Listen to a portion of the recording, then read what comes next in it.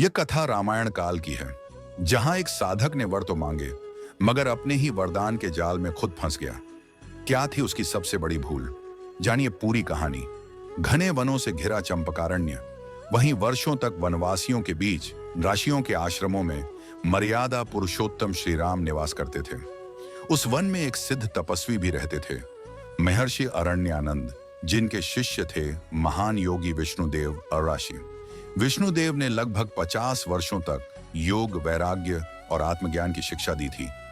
एक दिन गहन ध्यान के बाद विष्णुदेव ने श्री राम से विनम्र स्वर में कहा, प्रभु, अब मेरी यात्रा का समय आ गया है, पर इस भूमि में एक प्राचीन सिद्ध तरंग शेष है। या तो इसे नष्ट करना होगा या फिर इसे किसी योग्य उद्देश्य में लगाना होगा। श्री राम शांत थे, उनकी आंखों में करुणा और गहराई थी। विष्णुदेव ऋषि ने अपने प्रिय शिष्य भक्तानंद को बुलाया।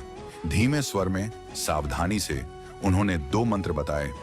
एक मंत्र जिससे अलौकिक सिद्धियां प्राप्त हो सकती थीं, दूसरा मंत्र जिससे उन शक्तियों को पूर्णतः भंग किया जा सकता था।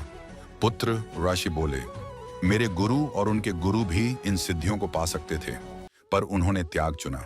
याद रखना, सिद्ध साधन नहीं, परीक्षा होती है। इतना कहकर वे तपोवन छोड़ गए। उसी समय वहां पहुंचा एक वैद्य और तपस्वी कुसुमाकर। वह वृक्षों के पीछे छिपकर सब सुन चुका था।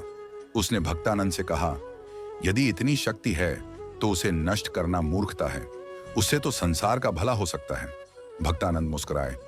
भाई, उन्होंने कहा, यौवन, धन और अधिकार, यही तो माया की जंजीरें हैं। योग का लक्ष्य है उनसे मुक्ति, न कि उनका संग्रह। पर कुसुमाकर नहीं समझा। यदि तुम नहीं चाहते, वह बोला, तो मुझे मत रोको। मैं वैद्य हूं, इन सिद्धियों से मैं रोगियों का कल्याण करूंगा। भक्तानंद ने अंतिम बार पूछा, गुरु ने मंत्र मुझे ही क्यों दिया, ये कभी सोचा? कुसुमाकर ने हंसकर टाल दिया। जब भक्तानंद स्नान के लिए गए, तभी कुसुमाकर ने यज्ञ रच दिया। उसने वही मंत्र उच्चारित किया जिसे सुनकर उसने कंठस्थ कर लिया था।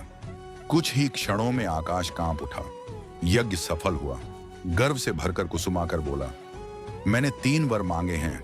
मैं कभी बूढ़ा ना हूं, असीम धन और अपार शक्ति। भक्तानंद का मुख पीला पड़ गया। उन्होंने धीरे से पूछा, पर तुमने दीर्घायु क्यों नहीं मांगी? कुसुमाकर हंसा, बूढ़ा न होना ही तो दीर्घायु है। पर वाक्य पूरा भी न हुआ।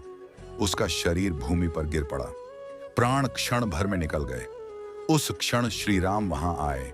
उन्होंने कुसुमाकर के निर्जीव शरीर को देखा और करुण स्वर में कहा, जो जीवन की शर्तें समझे बिना वर मांगता है, वह सिद्ध नहीं, विनाश प्राप्त करता है।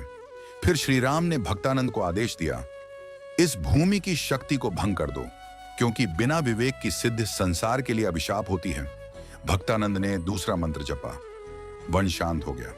कथा का संदेश, मोरल, सिद्धियां लक्ष्य नहीं होती। बिना विवेक और वैराग्य के प्राप्त शक्ति सबसे पहले स्वयं साधक को ही नष्ट कर देती है। जय श्री राम।